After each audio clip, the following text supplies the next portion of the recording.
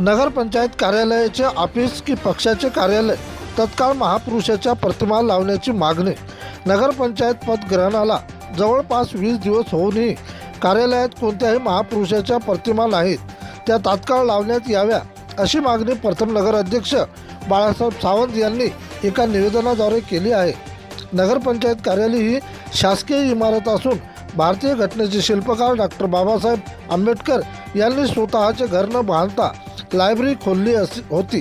तसेच नगरपंचायत पदग्रहणाला जवळपास 20 दिवस झाले आहेत, तरीसुद्धा नगरपंचायत कार्यालय हे आहे की पक्षाचे कार्यालय आहे हे कळत नाही।